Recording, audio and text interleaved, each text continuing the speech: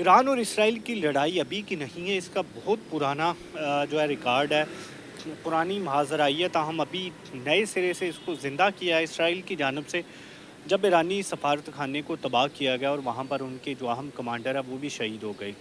तो ईरान की जानिब से उसका जवाब दिया गया। तनकीद भी की जा रही है कि ये जवाब उस लेवल का नहीं था जैसे इसराइल ने अटैक किया। ताहम इसराइल का 1 अरब से ज़ायद का नुकसान हुआ है इंटरसेप्ट करते हुए इसको मिज़ाइलों के ज़रिए, और ईरान की जानब से अपने सबसे कम क़ुव्वत वाले मिज़ाइल फ़ायर किए गए हैं, सबसे कम क़ुव्वत वाले रॉकेट फ़ायर किए गए हैं। मकसद इसका ये है कि अगर ये लड़ाई लंबी चलती है तो यहाँ पर इसको इसी सतह पर खींचा जाए और इसराइल का जो एक खर्चा है वो बढ़ाया जाए। आने वाले दिनों में अगर ये लड़ाई जारी रहती है, ईरान की जानब से कहा गया है कि ये लड़ाई ख़त्म कर दी गई और वो बदला ले लिया गया, ताहम इसराइल की जानब से कहा जा रहा है कि वो इसका जवाब दिया जाएगा। तो देखना होगा कि इसराइल की जानब से क्या जवाब दिया जाता है और फिर बराह रास्त वार में चले जाते हैं या यहाँ पर गैर रवायती हरबों में ही जो है वो वार जारी रहती है, क्योंकि ईरान पिछले कुछ अरसा से स्पेशली फ़लस्तीन के मसला पर इसराइल के साथ गैर रवायती जंग इख्तियार की हुई है, जिसमें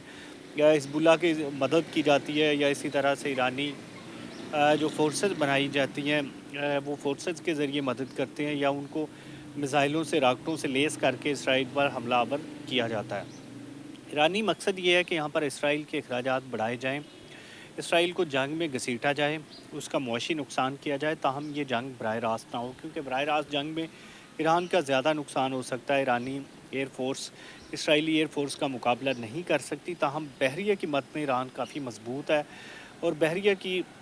यहाँ पर वो समुद्रों में इसराइल को और अमेरिका को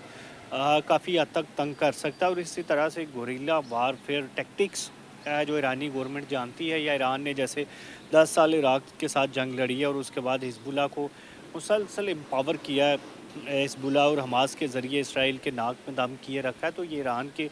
टैक्टिक्स काफ़ी हद तक बेहतर हैं, या ईरान की इकानमी भी काफ़ी हद तक बेहतर है, जो उनकी तेल की दौलत है या उनकी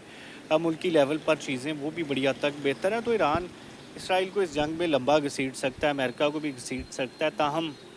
यूएसए समेत दीगर जितने भी उनके मगरबी इत्तेहादी है, उन तमाम की कोशिश है कि ये जंग लंबी ना चले, क्योंकि पहले से ही गज़ा के मसले को लेकर यूरोपीय अवाम और अमेरिकन अवाम अपनी अपनी हुकूमतों के ख़िलाफ़ महाजराई किए हुए हैं, अपनी हुकूमतों के ख़िलाफ़ एहतजाज किए हुए हैं, क्योंकि इससे पहले इसराइल जो भी महाजराई करता था तो उसको वेस्ट की जानब से इतनी ज़्यादा तनकीद का सामना नहीं बनाया जाता था। ताहम अब ये चीज़ें बेहतर हो रही हैं कि यहाँ पर वेस्ट को भी पता चल रहा है कि यहाँ पर क्या क्या ज़्यादतियाँ की जा रही हैं सोशल मीडिया के ज़रिए, टिकटॉक के ज़रिए, इसी तरह से दीगर जितनी भी ऐप्स हैं उनके ज़रिए फ़लस्तीनियों के मसले को हमास की जानब से काफ़ी हद तक बेहतर तरीके से टैकल भी किया जा रहा है, हाईलाइट भी किया जा रहा है, और इसका नुकसान ये हो रहा है कि इसराइल पर दोस्त ममालिक की जानब से भी दबाव आ रहा है।